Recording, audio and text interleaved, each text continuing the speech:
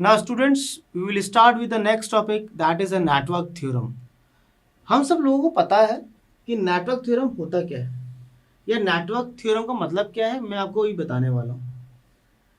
देखिए, the theorem basically which is use to solve the network, the theorem which is used to solve the network, or I can say the complex network, that theorem are called the network theorems.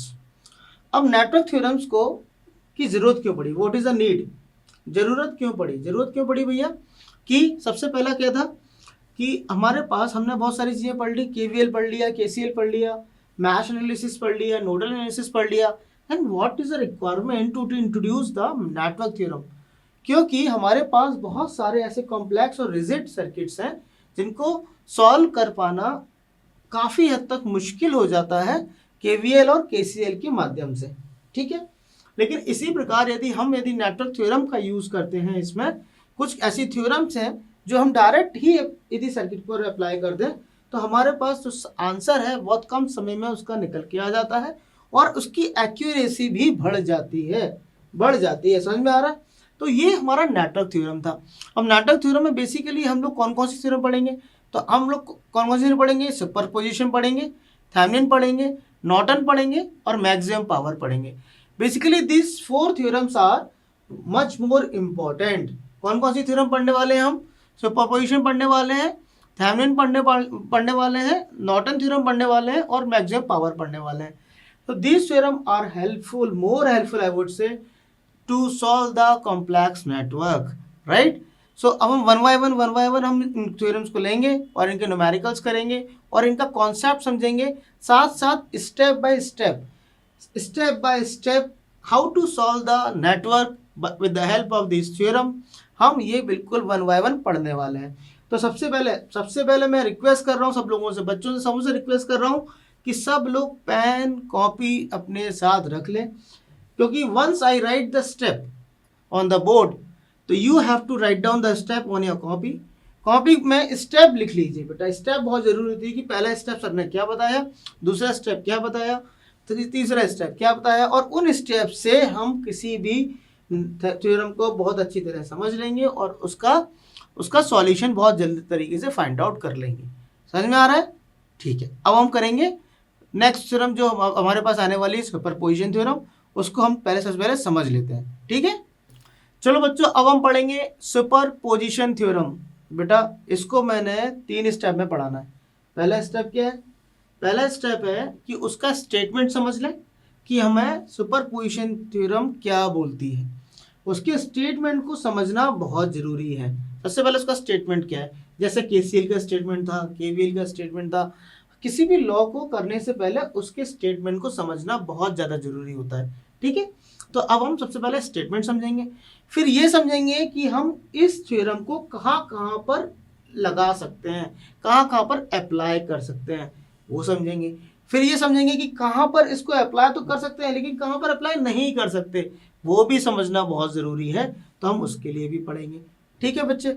तो हमारी बात समझ में आ रही है कि अभी सबसे पहले हमने क्या पढ़ना है, स्टेटमेंट क्या है, स्टेटमेंट को समझेंगे, इसके एप्लीकेशन को समझेंगे और कहाँ कहाँ इसको अप्लाई नहीं कर सकते वो भी समझ लेंगे, ठीक है। उसके बाद मैं आपको how to solve the network with the help of the superposition theorem, then I let you know back, right.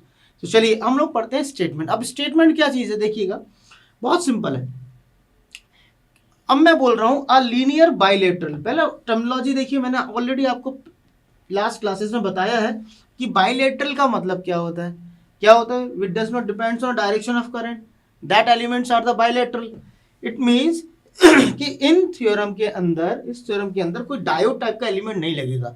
ये थ्योरम बाइलेटरल एलिमेंट कौन कौन से हो सकते हैं, रजिस्टर हो सकता है, इंडक्टर हो सकता है, कैपेसिटर हो सकता है, ये सब पर वर्क करेगी। ये तो क्लियर है, समझ में आ रहा है। अब लीनियर का क्या मतलब है, लीनियर मतलब which does not change the value with the time, तो वो क्या है, लीनियर है, ठीक है। तो आप देखिएगा इन लीनियर बाइलेटरल डीसी नेटवर्क, ये लाइन से समझ में आ रहा है, लाइन क्या बोला मैंने, in linear bilateral DC network. Linear मतलब which does not change with the time, bilateral मतलब which does not depends on direction of current. ऐसा नेटवर्क जिसके अंदर बाइलेटरल एलिमेंट हो और वो उसकी कैरेक्टरिस्टिक लीनियर हो, ठीक है, ऐसा DC network containing a several sources, बहुत सारे सोर्स लगे हों, चाहे इट मे बी इधर लाइक वोल्टेज सोर्स हो, करंट सोर्स हो, है ना, ये सब हो, वो भी कर सकते हैं, बहुत सारे सोर्सेस लगे हों वो भी ठीक है। अब करना क्या है इसमें कि बहुत सारे सोर्सेस तो लगे हों, लेकिन उसने बोला है कि the overall current in any branch, किसी भी ब्रांच का overall current in any branch is equal to the algebraic sum of the current produced by each source acting alone। Line समझिए, लाइन क्या है कि the overall current in any branch, किसी भी branch का करंट किसके equal होगा, equal होगा भैया algebraic sum of current produce by each source. मतलब हमारे पास बहुत सारे, फॉर एग्जांपल हमारे पास दो सोर्सेस थे, अब दो सोर्स तो थे लेकिन हमने सेवरल सोर्स, दो से ज़्यादा, एक से ज़्यादा, वो सेवरल हो गया। तो फॉर एग्जांपल हमारे पास दो सोर्स हैं, हमने पहले एक सोर्स को कंसिडर किया और दूसरे सोर्स को उसकी करैक्टरिस्टिक के अकॉर्डिंगली रिप्लेस कर दिया, है ना। तो सबसे पहला एक्टिंग कौन कर रहा है, हमारा पहला सोर्स कर रहा है, पहला सोर्स एक्ट करेगा और एक्ट करने के बाद दूसरा सोर्स है हमने उसको रिप्लेस कर दिया, ठीक है। तो पहले सोर्स में क्या बोल रहा है वो कि the overall current in any branch, overall current in any branch will be the equal to the algebraic sum of current produced by each source acting alone while other source are inoperative। मतलब other source जब operate नहीं कर रहा है उस समय उस branch का जो एल्जेब्रिक सम है, उसके जो करंट निकल रहा है उसका एल्जेब्रिक सम है उस ब्रांच के इक्वल होता है करंट के। क्लियर है, एक बार और रिपीट कर रहा हूं, स्टेटमेंट क्या है मेरे साथ रिपीट करिए। A linear bilateral DC network, एक बार और बोलेंगे, a linear bilateral DC network containing several energy sources, the overall current in any branch is equal to the overall current in any branch is equal to the algebraic sum of current produced by each source acting alone while other sources are inoperative। This was the statement. Clear है, यहां तक बात समझ में आ गई। अब देखिए बेटा, जो सुपरपोजिशन का प्रिंसिपल है उसमें हमने देखा कि एक से ज्यादा सोर्सेस के लिए ये एप्लीकेबल है। इसका मतलब क्या है कि जहां पर यदि सुपरपोजिशन थ्योरम में या किसी नेटवर्क में यदि एक सोर्स लगाओ, ओनली एक सोर्स लगाओ, तो आप बिल्कुल कोशिश मत करिए वहां पर सुपरपोजिशन थ्योरम को अप्लाई करने की, क्योंकि ये इसकी लिमिटेशन क्या कहती है कि minimum two source should be there, मतलब एक से ज्यादा सोर्स है, टू और more than two sources, right.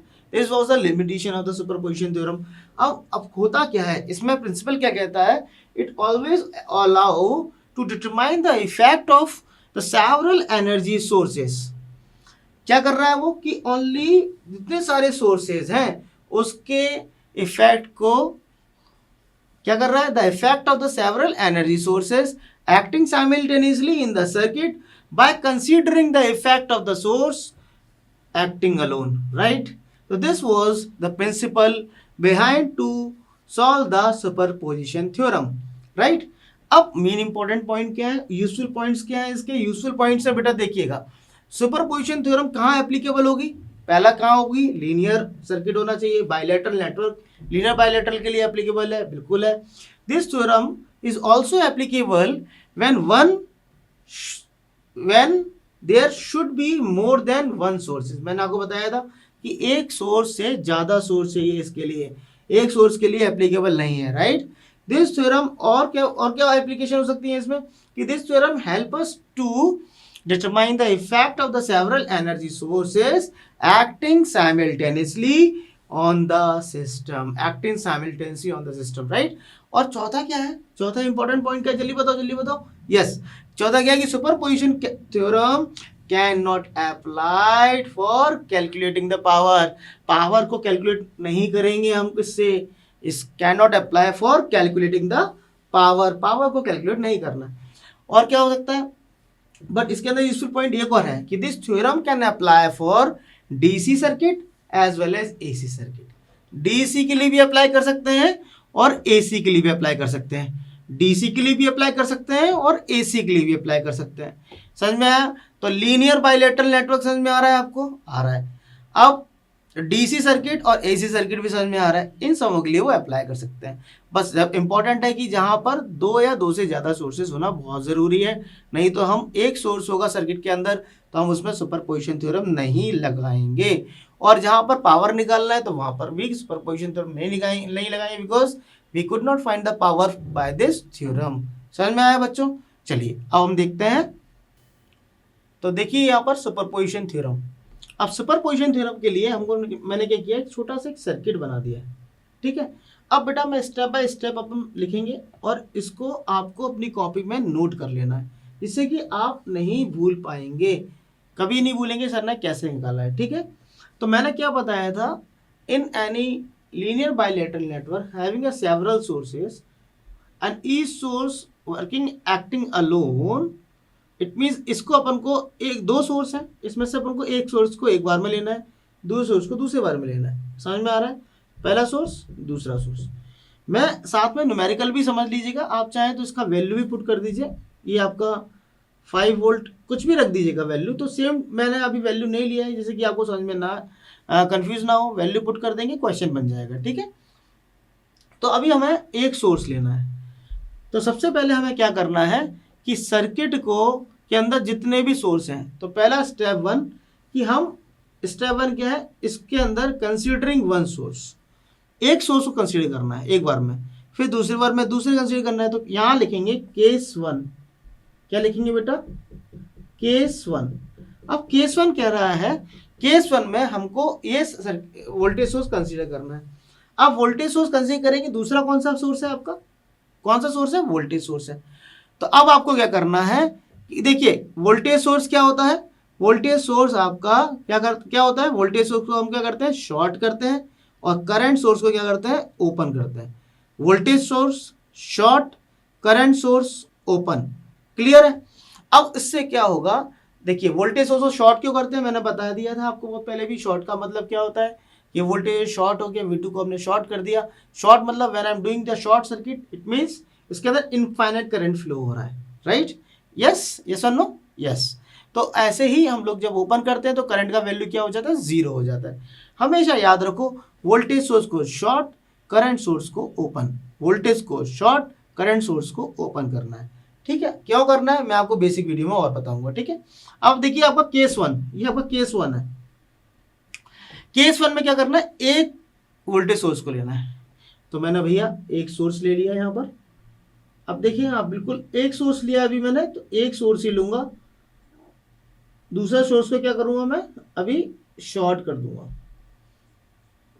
क्या करूंगा भैया, शॉर्ट करना है ना बच्चों, करना है ना, ठीक है। अब मैंने इसको दूसरे को शॉर्ट करना है, तो मैंने इसके लिए दो टर्मिनल बनाए और यहां से दो टर्मिनल के बीच में से ये सोर्स निकाल दिया और इसको मैंने एक शॉर्ट सर्किट वायर से रिप्लेस कर दिया। ये हो गया मेरा शॉर्ट। अब यहाँ पर जो वैल्यू था मैंने उसको वैसे इट इज लिख दिया, ये मेरा R1 हो गया, ये मेरा R2 हो गया, ये मेरा R3 हो गया, और ये पॉइंट था मेरा A और ये था मेरा V1, है कि नहीं भैया। चलो अब मैंने दूसरा सोर्स हटा दिया। तो केस वन मेरा कहता है when you are having only one source that is a V1। अब आपको निकालना है, अब निकालना है बहुत सिंपल है, अब तो निकालना क्यों भैया, ये हट गया, इतना बड़ा सोर्स हट गया। अब तो सर ये क्वेश्चन तो बच्चों ऐसा हो गया, आप तो ये बोलोगे बिल्कुल हो गया भैया, कैसे हो गया, देखो यहां से करंट आप निकालो, ये करंट कौन सा होगा, that will be the total current, yes और नो, कैन आई से this is IT, total IT मतलब टोटल करंट। अब जो भी करंट यहां से निकल रहा है वही करंट और डिस्ट्रीब्यूट हो रहा है, बिल्कुल सही है। अब हमने देखा है जब दो रजिस्टरों के बीच में करंट डिवाइड होता है तो वो रजिस्टर किस में होते हैं, पैरेलल में होते हैं, और जब दो रजिस्टर के बीच में करंट सेम होता है तो वो रजिस्टर किस में होते हैं, सीरीज में होते हैं, बस इतना ध्यान रखना है। तो अब देखिए ये करंट हमारा गया, ये IT करंट है, यहाँ पर मैंने मान ला I1 और ये मेरा हो गया I2। देखिएगा सेम सेम केसेस को मैं ऐसे यहाँ पर भी ले रहा हूँ। दिस इज मेरा IT, यहाँ पर मैंने I1 और दिस इज I2। ठीक है, जो भी करंट आपको लेना है अभी यहाँ पर डायरेक्शन आप ये ले लीजिए। ठीक है, अब देखिएगा जब केस 1 ले रहा हूं तो मैंने क्या किया, इसको मैंने डैश ले लिया, it becomes dash, dash for the case 1। ठीक है, बस सिंपल है। केस 1 में मैंने डैश ले लिया। अब क्या करना है भैया, डैश तो ले लिया सर, अब करना क्या है, करना ये है कि अब आपको निकालना है आर इक्विवेलेंट। क्या निकालना है, आर इक्विवेलेंट। अब ये आर इक्विवेलेंट कैसे निकलेगा, आर इक्विवेलेंट कैसे निकलेगा भैया, देखो ये R1 है, ये दोनों का रेजिस्टेंस किसमें है, पैरेलल में। किसमें दिख रहा है, पैरेलल में दिख रहा है। तो पैरेलल में दिख रहा है तो आर इक्विवेलेंट क्या हो जाएगा मेरा, R1 प्लस R2 और R3 का पैरेलल कॉम्बिनेशन, यही होगा। R2 और R3 पैरेलल में आ गया भैया। चलो ठीक है, इसको सॉल्व कर लेते हैं। तो सॉल्व करेंगे तो R1 plus R2 R3 upon R2 plus R3, ये मेरा हो गया आर इक्विवेलेंट। अब समझ में आ गया, कोई दिक्कत। मैंने क्या किया, वोल्टेज सोर्स थोड़ी देर छुपा लीजिए, ये यहां से करंट गया, ये दोनों डिवाइड हो गए, ये दोनों हो गए पैरेलल में, उसके संग इसका सीरीज, तो हमारा आर इक्विवेलेंट आ गया। सबसे पहले निकाल लो आर इक्विवेलेंट। तो ये हमारा क्या हो गया, स्टेप 1। हमने स्टेप 1 ले लिया भैया। इसको just find out the R equivalent. R equivalent निकाल लो। आर इक्विवेलेंट निकाला, अब क्या निकालना है भैया, वोल्टेज तो पता है हमको कितना है, जितना भी होगा 5 वोल्ट 10 वोल्ट जो भी है, बस हमें टोटल करंट निकालना है। क्या निकालना है, टोटल करंट। कैसे निकलेगा टोटल करंट, बिल्कुल सिंपल है सर। कैसे निकल जाएगा, IT डैश अभी निकाल देते हैं सर, V अपॉन R। अब आर इक्विवेलेंट हो गया, V कितना है आपका V1, और नीचे क्या आ जाएगा आर इक्विवेलेंट। इससे क्या आ जाएगा आपका IT डैश आ गया। आया कि नहीं आया, आ गया। अब सर IT डैश तो आ गया, लेकिन ये करंट तो पता चल गया सर, लेकिन मुझे सर ये करंट और ये करंट कैसे निकालूंगा, यही तो प्रश्न है।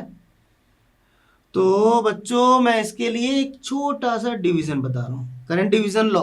करंट डिवीजन लो बहुत सिंपल है, बेहद सिंपल है, आपको फटाफट याद होने वाला है।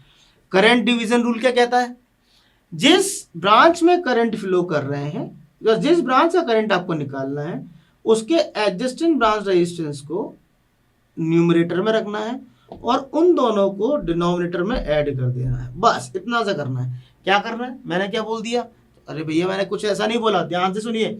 मैंने बोला है कि जब आप I1 निकालें, I1 कहां पर है, ये है, I1 डैश निकाल लें, तो कैसे निकालेंगे, कैसे निकालेंगे भैया, कैसे निकालेंगे सर, कि टोटल करंट हम लिख दें यहाँ पर, कि टोटल करंट क्या था IT डैश, जो अभी अपने यहां से निकाला। अब लिखने के बाद क्या करना है, मल्टीप्लाई। देखिएगा किस रजिस्टर में निकालना है, R2 में निकालना है ना, तो इसका अपोजिट रेजिस्टेंस कौन सा है, R3। R3 को लिख दे बस ऊपर, ये आपका R3 आ गया, और इन दोनों का ऐड करके लिख दे। ये आपका सिंपल सा करंट डिवीजन रूल है, सिंपल सा करंट डिवीजन रूल। अब इससे हमने I1 डैश निकाल लिया, सिमिलरली I2 डैश निकाल दो। अब I2 डैश भी लिख, ऐसे ही होगा ना, होगा कि नहीं होगा, होगा। कैसे करेंगे हम लोग I2 dash, IT dash into R2 upon R2 plus R3, ये हो गया। बस इतना ध्यान रख लो कि इसका इसमें निकालना है तो इसका एडजेसेंस ये होगा, इसका निकालना है इसका एडजेसेंस ये होगा। क्यों होगा, ये दोनों पैरेलल में है। बस इसको ऊपर रखना, ये करंट आ गया। अब करंट आपका आ गया, करंट I1 भी आ गया, IT डैश आ गया और I2 डैश आ गया। बस अभी हमने 3 करंट निकाल लिए केस 1 के लिए। समझ में आ रहा है, पक्का। चलो अब हम देखेंगे केस 2, ठीक है। चलो अब हम पढ़ेंगे केस 2। केस 2, केस 1 पढ़ लिया, समझ में आ गया बच्चों, बिल्कुल बढ़िया। अब हम पढ़ेंगे केस 2। अब केस 2 में भैया कौन सा वोल्टेज सोर्स लेना है, ये वाला लेना है। इसको क्या करना है, शॉर्ट कर देना है। वोल्टेज सोर्स शॉर्ट होगा, करंट सोर्स को ओपन करना है। बस वोल्टेज को शॉर्ट है भैया, तो मैंने सबसे पहले इसको शॉर्ट वायर से रिप्लेस कर दिया। डन। बहुत सिंपल तरीके से पढ़ेंगे PEEE, है ना, बहुत अच्छी तरह से पढ़ेंगे, जिससे कि बाद में कभी समस्या नहीं आएगी आपको। हाँ बिल्कुल सही बोल रहे हो, चलेगा। अब देखिएगा, ये बस मैंने क्या किया, यहाँ पर एक छोटा सा सर्किट बना दिया। अब ये सर्किट जो है, ये था मेरा R1, ये था मेरा R2 और ये था मेरा R3। ठीक है बेटा, बस इतना ध्यान रखना है कि हमने जो करंट यहाँ लिए हैं IT, I1, I2, बस उन्हीं करंट को जब इस में करंट फ्लो करेंगे तो इसका ही सब्स्टिट्यूट लेंगे। ठीक है, इतना ध्यान रखना। ओके, अब देखो यहाँ पर है हमारा V2। तो सबसे पहले क्या करें, हमने केस 2 बना लिया। केस 2 बनाने के बाद करंट डिवाइड कर देते हैं। यहाँ से यहाँ पर करंट क्या फ्लो हो रहा था भैया, I2। तो I2 अब केस 2 है तो डबल डैश, यहाँ पर R2 में क्या होगा, I1 डबल डैश, और यहाँ पर हो जाएगा IT डबल डैश। यहाँ तक समझ में आ गया? आ गया भैया। अब देखना, अब इस सर्किट का टोटल करंट कौन सा है, I2, क्योंकि ये सर्किट से निकल, ये सोर्स से निकल रहा है, बिल्कुल निकल रहा है। अब हमें क्या निकालना है, जल्दी बोलो। सबसे पहला स्टेप क्या है, स्टेप है R इक्विवेलेंट निकालना है। क्या निकालना है भैया, R इक्विवेलेंट निकालना है। कैसे निकालना है R इक्विवेलेंट, सिंपल सी चीज है। R इक्विवेलेंट कैसे निकालेंगे, कैसे निकालेंगे R इक्विवेलेंट, ये दोनों का पैरेलल, उसके संग इसका सीरीज। तो R3 plus R1 into R2 upon R1 plus R2, ये आपका हो गया R इक्विवेलेंट। हो गया, बस। अब क्या निकालना है, करंट। करंट कौन सा निकलेगा, वोल्टेज सोर्स से कौन सा निकल रहा है, I2 डैश डबल डैश निकल रहा है। तो ये क्या V2 हो गया, ये आपका R इक्विवेलेंट हो गया। यहां से आपका I2 डबल डैश हो गया। हो गया, है सिंपल, सिंपल है। V अपॉन R से फॉर्मूले लगा के हमने निकाल लिया, ओम्स लॉ यही कहता है। अब हमको चाहिए इंडिविजुअल करंट, तो करंट डिवीजन रूल से वो भी निकाल लो। कैसे निकालेंगे, जल्दी बताओ, कौन बताएगा मुझे, चलो आप बताओ, चलो चलो बताओ कैसे निकालेंगे। I1 डबल डैश निकालो।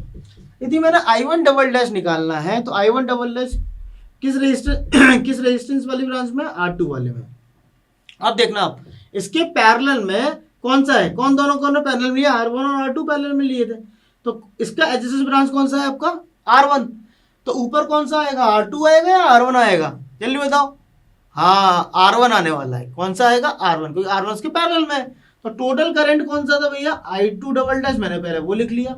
मल्टीप्लाई करना है और ऊपर लिखना है, न्यूमरेटर में लिखना है R1 और डिनोमिनेटर में दोनों को ऐड कर देना है। ये हो गया, ठीक है, ऐसे चलना है। उसके बाद इसको बोलते हैं हम करंट डिवीजन रूल। अब सिमिलरली यदि हम I2 डैश तो निकाल ही लिया था, अब हमको निकालना है IT डबल डैश।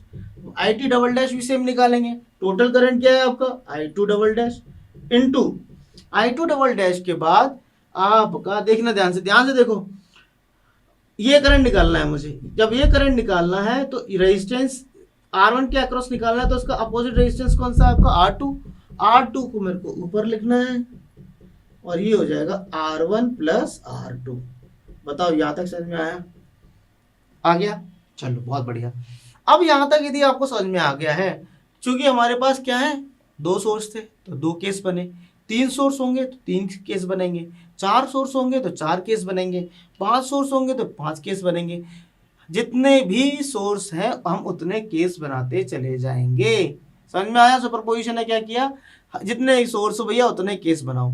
सोर्स यदि ओपन वोल्टेज सोर्स हो तो उसको शॉर्ट कर दो, करंट सोर्स हो तो उसको ओपन कर दो। बस इतना काम करना है, कुछ नहीं करना। सिंपल टर्मिनोलॉजी है, सुपरपोजिशन थ्योरम बहुत सिंपल है।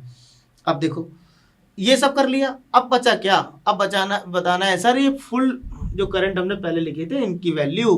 अब ये दिखने में क्या है, देखो भैया कैसे दिख रहे हैं, ये दिख रहे हैं भैया I2, I1 और IT। अब देखो ध्यान से, बस ध्यान से देखना, I2, I1 और IT। अब I2 करंट देखना आप, केस वन में I2 यहां था, केस वन में यहां था। जब केस वन यहां था आपका I2 में, देखना डायरेक्शन क्या थी, फॉरवर्ड वाइज। फॉरवर्ड मतलब डायरेक्शन पहले केस वन में ये थी और अभी डायरेक्शन क्या है, अपोजिट। पहले क्या थी, ऐसी थी, अब ऐसे। तो I2 को क्या लिख देंगे भैया, I2 dash minus I2 double dash, क्योंकि डायरेक्शन अलग अलग है। इससे हमने I2 निकाल लिया। I1 डैश देखो, पहले डायरेक्शन क्या थी, डाउनवर्ड, और अभी भी क्या है, डाउनवर्ड है। दोनों में सेम है, डायरेक्शन, तो दोनों का क्या कर दिया हमने, ऐड कर दिया। ठीक है, बहुत बढ़िया, क्लियर है। सिमिलरली IT डबल, ये देखो इस ब्रांच में करंट, तो पहला डायरेक्शन देखिए, पहले ये सोर्स था तो करंट ऊपर निकल रहा था, तो डायरेक्शन ये थी, और अब डायरेक्शन ये है, तो डायरेक्शन अपोजिट है, इसीलिए हमने इसको क्या किया है, माइनस कर दिया, IT dash minus IT double dash.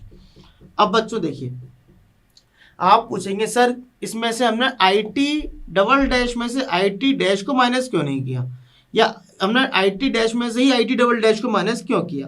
बेटा ऐसा कुछ भी नहीं है, आपको ध्यान बस इतना रखना है कि यदि IT डबल डैश बड़ा है तो IT डैश यदि छोटा है तो इसमें से इसको माइनस कर दीजिए, यदि ये छोटा है और ये बड़ा है तो इसमें से इसको माइनस कर दीजिए, आंसर आपको पॉजिटिव में लाना है। ठीक है, तो वो आपके इतने एम्पियर करंट आपको मिल जाएगा। ठीक है, अब इसके साथ साथ ही बेटा क्या हो गया, ये आपका एक न्यूमेरिकल भी हो गया, जो अक्सर पेपर में पूछा भी जाता है, बस वैल्यू पुट करना है। सिमिलरली आप वैल्यू पुट कर रही कुछ भी रखिए, 1 2 3, बस आपको वैल्यू की निकालनी, I1 I2 और आपका IT, बस ये निकालेंगे, सॉल्व हो जाएगा। कोई दिक्कत, मेरे ख्याल से समझ में आ गया होगा, आ गया है, बहुत अच्छी तरह से आ गया है। चलो बहुत बढ़िया, तो इसको हम करके देखेंगे, सेम ऐसा ही न्यूमेरिकल आप इसी में ही बस वैल्यू पुट करिए और निकालिए, है ना। बहुत बढ़िया, चलिए अब हम आगे बढ़ते हैं।